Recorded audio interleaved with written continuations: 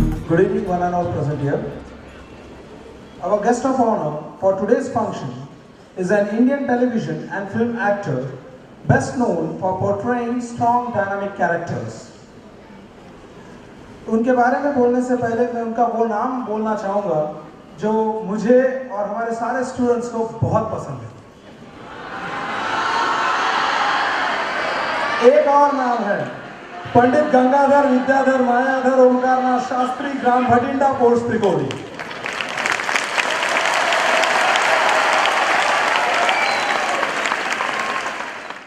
Now, I request our guest of honor, Shri Mukesh Khanna, to motivate our students with his precious words.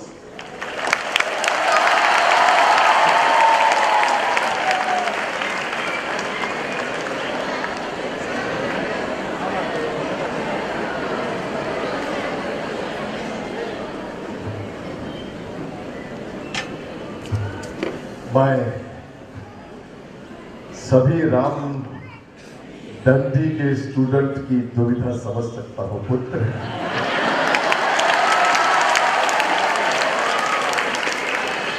आज पहली बार Kargil war क्या था, क्या हुआ था, कहां है, मैं समझता हूं हमारे हिंदुस्तान के मेजॉरिटी ऑफ लोगों को नहीं मालूम होगा कि कारगिल है कहां। और आज इन्होंने इतनी अच्छी तरह से एक्सप्लेन किया कि मुझे पहली बार समझ में आया कि कितना एफर्ट 8 करोड़ एक दिन में स्पेंड करते थे हमारी सरकार उस पर। वो कितनी बड़ी और कितनी विषम वॉर होगी। कुरुक्षेत्र का मैदान तो कुछ भी नहीं है पुत्र उसके साथ।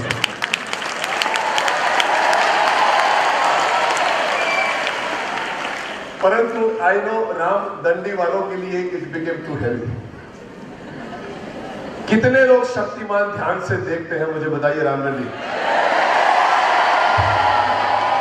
शक्तिमान ने पहला मंत्र दिया था, sit tallest, stand tallest, walk tallest.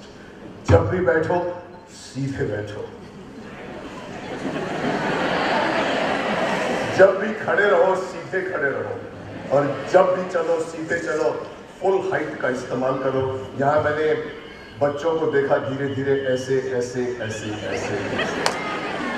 मैं समझ सकता हूं आपकी दुविधा, क्योंकि कारगिल वॉर इतना हैवी आपके ऊपर आ गया था कि आप थक गए होंगे। लेकिन आप मिलिट्री स्कूल के हैं, इसीलिए मैं आप लोगों से ये डिमांड कर रहा हूं कि जब भी बैठो सीधे बैठो। Use your spinal column should remain straight. और अगर आप जिंदगी भर ऐसा रहोगे, कोई बीमारी आपको तंग नहीं करेगी। आप ऐसे बैठोगे, फिर ऐसे बैठोगे, फिर ऐसे हो जाओगे, फिर कंप्यूटर गेम खेलोगे ऐसे बैठ बैठ बैठ के, तो आप जल्दी बूढ़े बन जाओगे।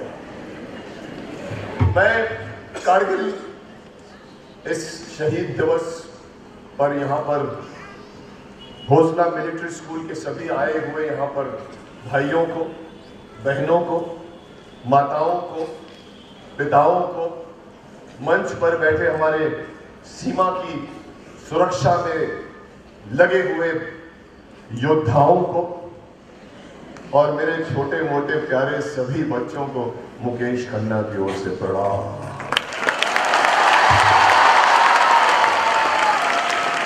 परंतु फिर वही परंतु तात श्री गंगापुत्र भीष्म पितामह की तरफ से कुछ कहना चाहूं तो आप सभी को यही कह सकता हूं कि आयुष्मान अखंड सौभाग्यवती भव पुत्रियों, शतपुत्रवती भव नहीं। एक बार धृतराष्ट्र को कहा था शतपुत्रवती भव। द्वापर युग में तो 100 पुत्रों ने पितामह को बाणों की शैया पर लिटाने में कोई कसर नहीं छोड़ी। इसलिए आज के युग में 2 या 3 बस। और बच्चों को, हमारे यहाँ मिलिट्री स्कूल के सभी बच्चों को अगर शक्तिमान की तरफ से कुछ कहना चाहूं तो यही कह सकता हूं कि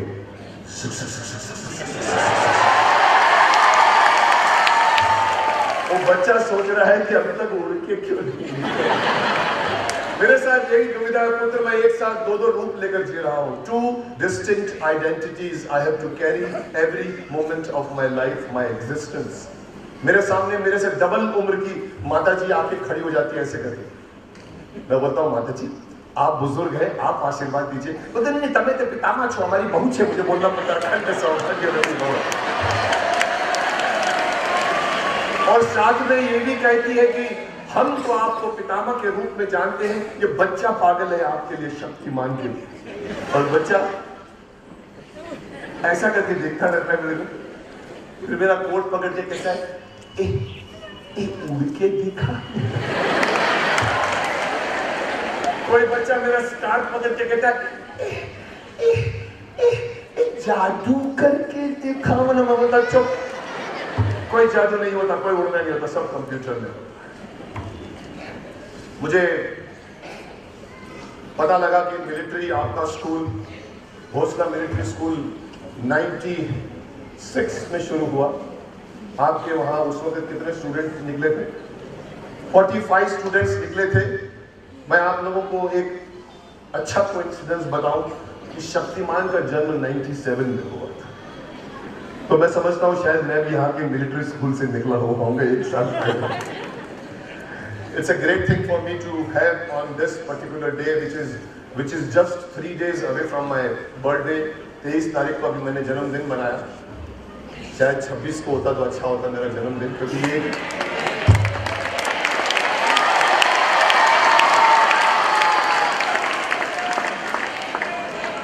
महाभारत में भीष्म पितामह ने बाणों की शैया पर जब लेटे थे तो कृष्ण भगवान ने कहा था उन्हें, पितामह युधिष्ठिर को राजधर्म का ज्ञान दीजिए। उसमें एक बात कही थी उन्होंने कहा था, देश की सीमा माता के वस्त्र की भांति उज्जवल होती है, पुत्र उसकी सदैव रक्षा करना, पुत्र सदैव रक्षा करना। इसलिए मैं हर उस योद्धा का सम्मान करता हूं, इज्जत करता हूं जो हमारे देश की सुरक्षा के लिए दिन रात सीमाओं पर जुटे रहते हैं। ये देश जहां हमें इंडिपेंडेंस मिले हुए इतने साल बीत गए हैं कि लोगों को, आजकल की जो ये यूथ है, जो जनरेशन है, इन लोगों के लिए आजादी ऐसे लगता है कि चांदी की थाली पर दी हुई है इन्होंने। बाप कमा रहा है, लाखों अरबों रुपए कमा रहा है और बच्चा समझता है कि मैं आजाद हूं, मैंने I have a freedom of speech, I have a freedom to this, I have to do this. लेकिन वो ये बात नहीं याद करते कि स्वतंत्रता जो उन्हें मिली है वो सस्ते दामों पर नहीं मिली थी, पुत्र सस्ते दामों पर नहीं मिली थी। इसलिए जो दिवस, जो कारगिल दिवस है, जो आपको याद दिलाता है कि इस देश की रक्षा करने में हमारे जो जवान जुटे हुए हैं, जो अपना तन मन धन सब लुटा देते हैं, वहां पर शहीद हो जाते हैं, उन्हीं की बदौलत आज आप आराम से पिक्चर देखते हो, पार्टियां अटेंड करते हो, डांस करते हो, भांगड़ा करते हो, बिजनेस करते हो। वो यही है कि ऐसे लोगों का सम्मान, श्रद्धांजलि देनी चाहिए उन्हें। और इसलिए ये कारगिल का जो ये दिवस है ये और भी ज्यादा अहमियत इसलिए रखता है। मुझे प्रेस वालों ने पूछा था अभी कि कारगिल दिवस का महत्व आप लोगों के लिए क्या है। मैंने उनसे यही कहा था, मैंने कहा मैंने चाइना वॉर भी देखी है, पाकिस्तान की शायद पिछली वॉर भी हुई थी, वो भी मेरे सामने से गुजरी है, लेकिन मेरी उम्र 160 साल है पुत्र। मैंने जो कुरुक्षेत्र का मैदान भी देखा है पुत्र, मैं वो सब वॉर देख चुका हूं। लेकिन आज की जनरेशन को अगर ये बात मालूम पड़ती है कि हमारा देश, हमारी सीमा, हमारा मोहल्ला, हमारा गांव बाहर से कोई अटैक कर सकता है और उसको बचाने के लिए कितना एफर्ट लगता है, तो वो दिवस सिर्फ और सिर्फ कारगिल वॉर दिवस है, कारगिल शहीद दिवस है, जो इन बच्चों को बताता है कि आजादी को, स्वतंत्रता को लाइटली मत लो, उससे सीरियसली लो कि हम स्वतंत्र हैं। ये सबसे बड़ी बात है। गुलामी हमने 200 साल से ही है, लेकिन आज अगर हम स्वतंत्र हैं तो हमारे कुछ योद्धा, हमारे कुछ घर के पुत्र, घर के जो माओ ने विदा किया है, जिनको जो दूर रहते हैं अपने पत्नियों से, अपने बच्चों से, उनके एफर्ट की वजह से हम चैन की नींद सो पाते हैं। इसलिए मैं उनको सैल्यूट करता हूं और मैं उन सभी योद्धाओं को भीष्म पितामह की तरफ से वो आशीर्वाद देना चाहूंगा जो अपने प्रिय अनुज अर्जुन को दिया करते थे, विजयी भव पुत्र विजयी भव।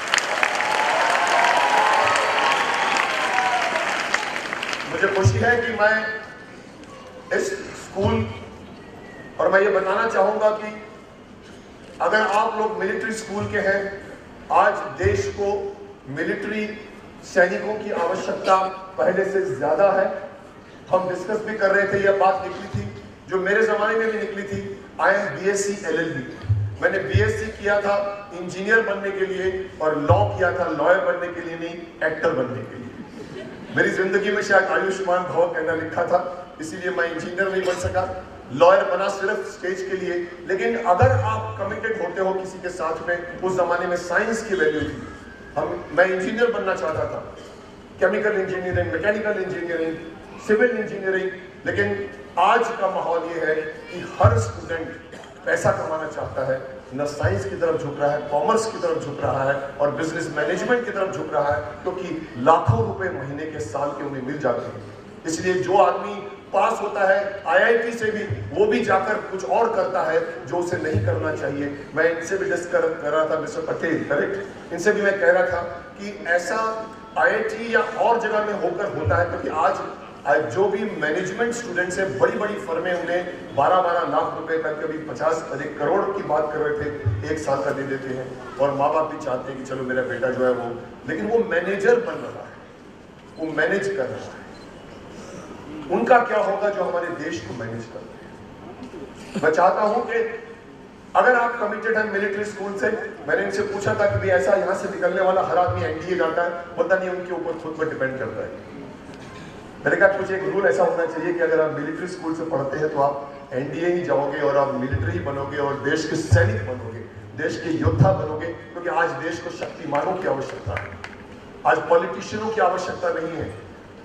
मैं तो कभी कभी कहता हूं कि आज का शकुनी हस्तिनापुर की शकुनी से ज्यादा काइयां हो गया, और आज का दुर्योधन हस्तिनापुर के दुर्योधन से ज्यादा दुष्ट हो गया। आज आवश्यकता है शक्तिमानों की। पॉलिटिशियन कुछ नहीं करेगा, पॉलिटिशियन 5 साल राज नहीं चलाता, 5 साल अपनी कुर्सी पकड़ के बैठा रहता है। आप किसी पॉलिटिशियन को, नेता को बुलाओ, नेताजी आइए आइए आइए, तो नेताजी, हमारे यहाँ पर प्रॉब्लम है, हमारे गांव में, हमारे मोहल्ले में, शहर में, नेताजी जो चुने गए उन्हीं के द्वारा आते हैं, लेकिन साथ में कुर्सी उठा के लाते हैं। आप उनसे कहते हैं कि हमारी सड़क ठीक नहीं है, बोलते अच्छा आपकी सड़क ठीक नहीं है, मेरी कुर्सी तो ठीक है। कब कहते हैं हमारे यहाँ पानी की समस्या है, अच्छा आपकी पानी की समस्या है, मेरी कुर्सी की समस्या तो नहीं है। अब वो क्या आपके तरफ देखेगा जब उसकी सारी निगाह पीछे होती है, क्योंकि उसके डर है कि अपोजिशन पार्टी कब मेरी कुर्सी न खींच ले। आज सिर्फ मिलिट्री, आज सिर्फ और सिर्फ पार्टियां बदल रही हैं, अपोजिशन सिर्फ अपोजिशन के लिए होता है। पार्लियामेंट में जो कुछ भी होता है, मैं समझता हूं कि ये बच्चे हैरान होते होंगे जब वो लोग टीवी में कवरेज देखते होंगे कि इतना झगड़ा तो हम अपनी क्लास में भी नहीं करते जितना वो लोग पार्लियामेंट में बैठकर करते हैं। कुर्सियां फेंकते हैं, कुर्सियां, माइक, ये बच्चे तो कम से कम सिर्फ चौक फेंकते हैं ऐसे। तो ये मैं इसीलिए कहता हूं कि आपके हाथ में है, आप देश के नागरिक बनिए। आप सिर्फ ये मत सोचिए कि आप स्वतंत्र हैं तो आपको ये अधिकार है। जैसे बच्चों कुछ भी देख सकते हैं, नहीं, माँ बाप का कर्तव्य होता है कि बच्चों को सास भी कभी बहू मत दिखाओ, शक्तिमान दिखाओ, डिस्कवरी चैनल दिखाओ, नेशनल ज्योग्राफी दिखाओ। लेकिन आज के बच्चों की समस्या क्या है कि माँ किटी पार्टी में जा रही है, बाप बिजनेस कर रहा है और बच्चा आया के साथ बैठकर सास भी कभी बहू देख रहा है। उसे ये भी नहीं पता कि शादी क्या होती है। वो बैठ के कभी जिंदगी और कुसुम और क्या क्या कैरेक्टर देखते हैं जो उनको पता भी नहीं होनी चाहिए। और मैं ये चाहता हूं कि माता पिता देखें कि मेरा बच्चा क्या कर रहा है, और ये जरूरी है। इसलिए मैं कहता हूं क्योंकि ये बच्चे हमारे देश के वर्तमान है, कल के भविष्य है। इनके कंधों पर हमारे देश का भविष्य टिकने वाला है। अगर इनके कंधे मजबूत होंगे तो हमारा देश मजबूत बनकर निकलेगा। इसलिए हर नागरिक का ये कर्तव्य है कि वो अपने बच्चे को संस्कार देवे, क्योंकि सास भी कभी बहू में जितनी औरतें हैं वो हमारे देश की औरत नहीं है। हर औरत कहती देखती हूँ तुम्हारी शादी कैसी होती है। प्रेम चोपड़ा के डायलॉग बोलती हैं। ऐसी औरतें नहीं है हमारे देश में, लेकिन दिखाया जाता है और हम देखते हैं, क्योंकि हम बाहर के आने वाले इन्वेंशन को और आज के विज्ञान को नहीं रोक सकते, लेकिन हम कम से कम अपनी खिड़कियां तो बंद कर सकते हैं। और वो खिड़कियां आप लोगों पर डिपेंड करता है कि आपका बच्चा, इंटरनेट बहुत बड़ी चीज बन गई है हमारे देश के लिए, पूरे वर्ल्ड के लिए। वर्ल्ड छोटा हो गया है, लेकिन इंटरनेट और दादा दादी में फर्क क्या होता है? दादा दादी भी ज्ञान देते हैं, इंटरनेट भी ज्ञान देता है, लेकिन दादा या दादी कहती है बेटे को एक राजा था, एक राजकुमार था, एक परी आई और परी राजकुमार को लेकर गई, चल अभी बेटा सो जा। और बच्चा बोलता है अच्छा मां सो जा। इंटरनेट जब खुलता है तो उसे ये नहीं पता होता कि उसके सामने कौन बैठा है और कौन बैठा है, बच्चा है, बड़ा है, बूढ़ा है, वो सारा अपना खजाना खोल देता है। और यही 6 साल का बच्चा, चौथी पढ़ने वाला बच्चा 12वीं का नॉलेज लेता है, जो उसके लिए अच्छा नहीं होता। इसलिए कहीं ना कहीं माता पिता, टीचर्स का ये फर्ज बनता है कि बच्चों में देश का संस्कार डाले। मॉडर्न कितना भी बन जाइए आप, लेकिन संस्कृति कभी मॉडर्न नहीं हो सकती। इसीलिए एकता कपूर की महाभारत नहीं चली, क्योंकि वो कह रही थी कि मैं मॉडर्न लोगों के लिए महाभारत बनाना चाहती हूँ। द्रौपदी को यहां पर टाटू लगाया था।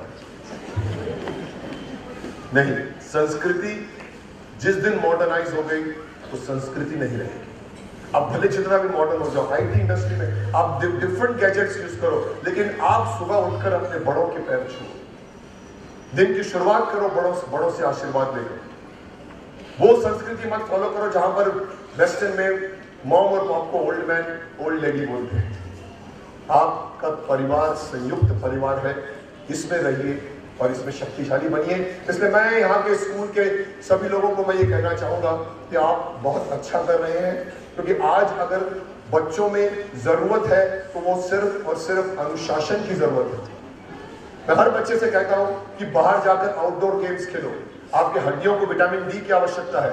ये नहीं घंटों से बैठकर कंप्यूटर गेम के वजह से बैठ के टिक टिक टिक टिक टिक टिक टिक टिक टिक टिक टिक करते रहते।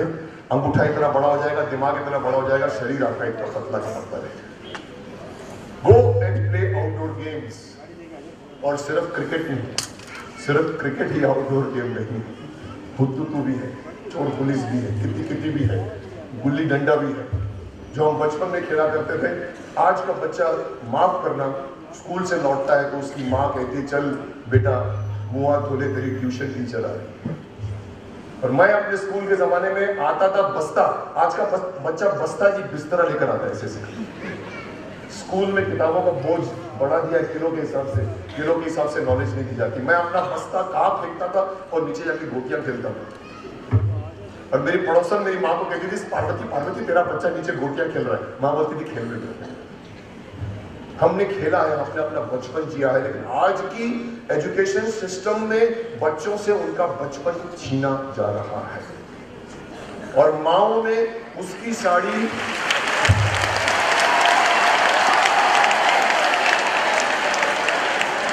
आज की मम्मियों में, माओ में उसकी साड़ी मेरी साड़ी से ज्यादा सफेद क्यों का कॉम्प्लेक्स है। मेरी सहेली का बच्चा नंबर 2 पर आया है और मेरा बच्चा 8वीं पर आया तो कान पकड़ के कहती पट पट पट पट, बच्चा बोलता पट पट पट पट। Don't do that. हर बच्चे में अपने अपने अलग अलग ग्रास्पिंग पावर होती है, उसको आप पढ़ने दीजिए, हंसते हंसते खेलते खेलते पढ़ाइए। और मुझे ये मैं समझता हूँ कि हौसला मिलिट्री स्कूल में, जहाँ पर लोगों को सिर्फ पढ़ाया ही नहीं जाता, खिलाया भी जाता है और उनको हंसते हंसते खेलते खेलते पढ़ाया जाता है। लेकिन मैं अपनी जिंदगी का एक छोटा सा रहस्य आपको बता रहा हूँ, क्योंकि यहाँ पर काफी स्टूडेंट्स हैं और मैं उनको ये बात छोटी सी बताना चाहूंगा कि इस मम्मी के कॉम्प्लेक्स में ज्यादा मत घुसिए, क्योंकि मैं स्कूल में अपनी क्लास में 27वां नंबर आया था। 50 स्टूडेंट में मैं 27वें नंबर में पास हुआ। और मेरे भाई साहब अमेरिका में थे और मैंने लेटर लिखा, मैं क्लास में 27वां नंबर आया। कोई शर्म नहीं थी, कोई झिझक नहीं थी, उसी स्टाइल से मैंने लिखा जैसे आज का बच्चा बोलता है मैं फर्स्ट आया हूँ, बोलता मैं सेकंड आया हूँ, मैं थर्ड आया हूँ। मैंने लिखा मैं 27वां नंबर आया। और आज वही मुकेश खन्ना जिंदगी के उस मुकाम पर है जहां बहुत से लोग पहुंचना चाहते हैं। तो मैं उसलिए उस मुकाम पर इसलिए नहीं पहुंचा कि मैं एसएससी में फर्स्ट आया, इसलिए नहीं कि मैं बीएससी में फर्स्ट आया, इसलिए नहीं कि मैं एलएलबी में फर्स्ट आया, इसलिए कि मैंने जिंदगी का एग्जाम पास किया है। इसलिए मैं चाहूंगा, टीचरों को भी कहना चाहूंगा, माता पिताओं को भी कहना चाहूंगा कि अपने बच्चों को सिर्फ एसएससी में फर्स्ट आने के लिए मत उकसाइए, जिंदगी के एग्जाम के लिए तैयार कीजिए। और मुझे आशा है कि भोसले मिलिट्री स्कूल में बच्चों को जिंदगी का एग्जाम लड़ने के लिए ट्रेन किया जाता है। आप सभी बच्चे शक्तिमान हैं, मेरे दोस्त हैं, और पंडित गंगाधर विद्याधर मायाधर ओंकारनाथ शास्त्री के भी दोस्त हैं। एक सवाल आखिर में एक सवाल पूछूंगा आप लोगों से, अलाउड है? कितने बच्चे शक्तिमान ध्यान से देखते हैं? जोर से बोले हम। ये मिलिट्री स्कूल की आवाज की शक्ति नहीं है, बोले जोर से हम।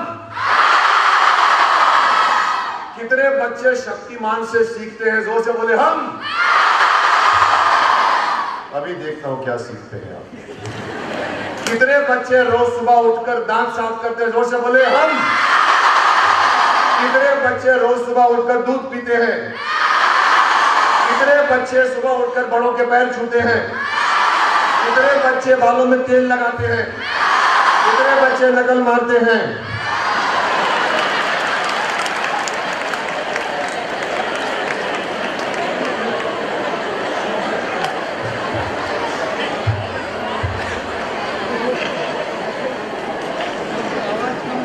आर्मी के बड़े बड़े कैप्टनों के सामने, आपके टीचरों के सामने, आपके बड़े बड़े माता पिताओं के सामने भोसला मिलिट्री स्कूल के बच्चे शक्तिमान के हाथों नकल मारते पकड़े गए। नकल नहीं ना मारते? जोर से बोले नहीं, और जोर से बोले नहीं। आप सभी लोग शक्तिमान के दोस्त हैं दोस्त? पंडित गंगाधर के भी दोस्त हैं? कितने लोगों को गंगाधर का पूरा नाम याद है? चलिए मेरे साथ बोलिए, पंडित गंगाधर विद्याधर मायाधर ओंकारनाथ शास्त्री, ग्राम कोटेटा, पोस्ट पिपौली, जिला Nagpur. Thank you very very much and be blessed, do good thing. Thank you.